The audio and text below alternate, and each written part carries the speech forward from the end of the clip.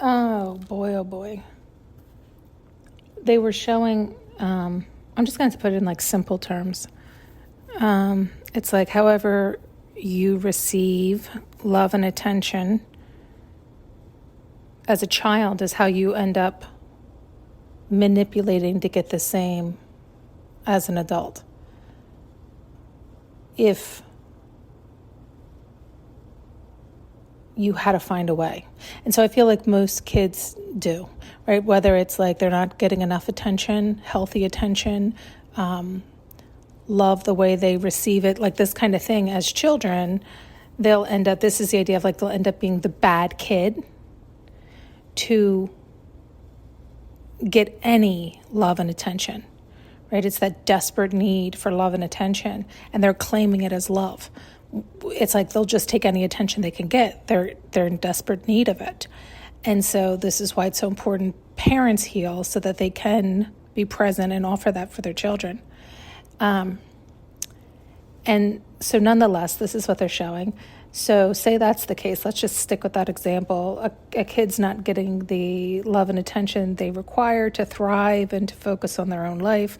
So they end up stirring up trouble and issues to force attention. They don't want bad attention, but if they're not getting their fill, if they don't, children need a certain amount, then they will,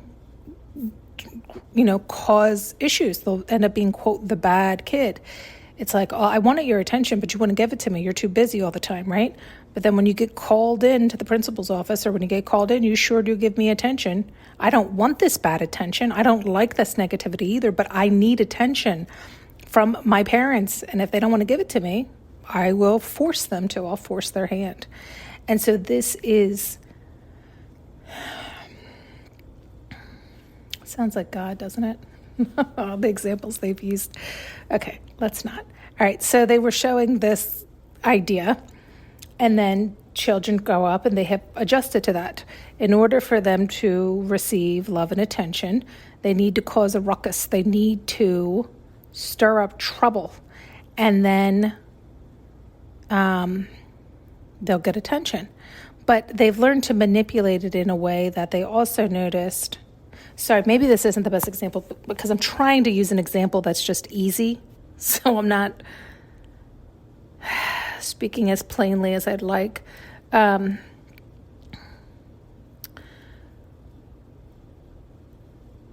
guess it's like some people victimize themselves. It's still doing the same thing, but it's like, it's like maybe something would happen and maybe they did stir up trouble. Maybe they got bullied at school, but they were the one who was antagonizing to the point where kids started to snap. And then they'd come home and their mother would dote on them and dote on them and dote on them. And they loved that attention and that, you poor baby, and I love you, and what do you want, and da-da-da-da. And so they end up recreating that as adults where they're stirring up trouble. They're causing issues in hopes to then be babied and mothered and smothered with that love and attention. So again, it's not whole within oneself, right? It's not healed, but this is what unhealed people do, and it can become disastrous, right? Depending on where they are in life and how much influence they have. But this kind of thing is happening all the time. So they were showing this idea. There was quite a few like this that I'm trying to break down into the simplicity of it. It was like play in your face or like look over here, like a magic trick. It's kind of like there's a fire going on over here and we don't want you to see that fire. So they cause an even bigger distraction over there. And you're so mad about the fire, but you get so pulled over to the next car crash that you're fascinated by that you forget all about the fire, even though you can feel it burning in the background. But it's like if enough things are going on, and are any of these things real, right? It's like, is it all a simulation?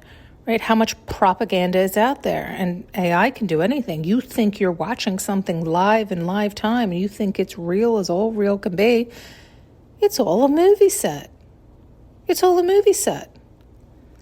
You start to look around and you're like, everything's fine. What's happening? Are you sure? Are you sure?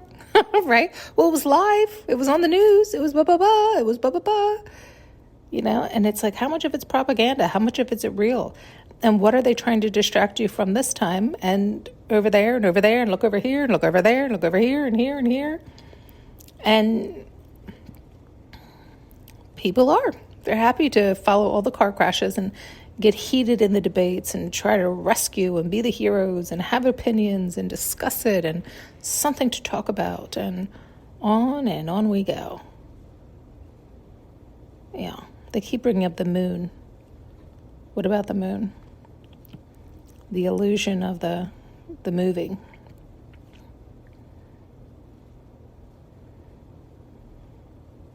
I don't know what they're telling me right now. Anyway.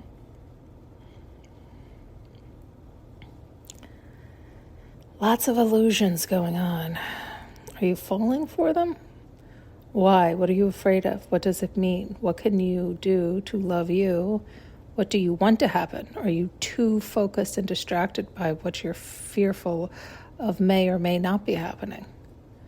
Is there anything you could do about it if it were true? So then what are you still giving attention to it for?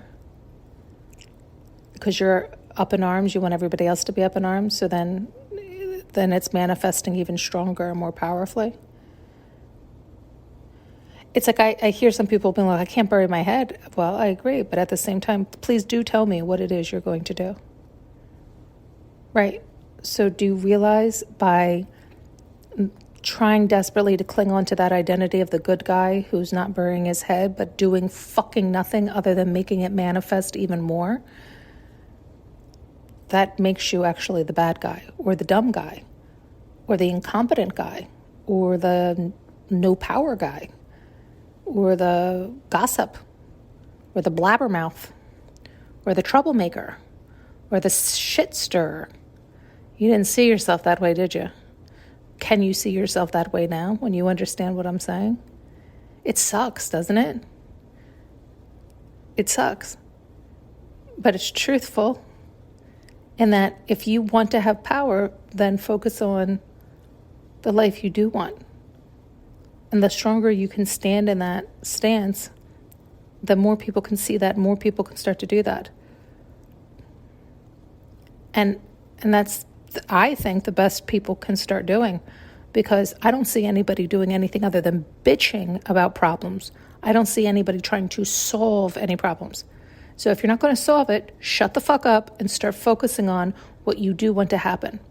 But if you keep giving your power and your attention to all the things you hate, you are giving it power and attention, exactly what it needs. It's craving.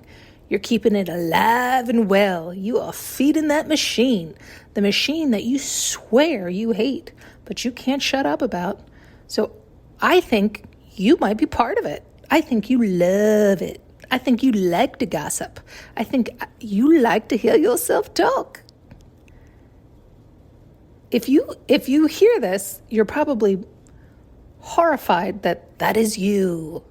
So what are you going to do? Right?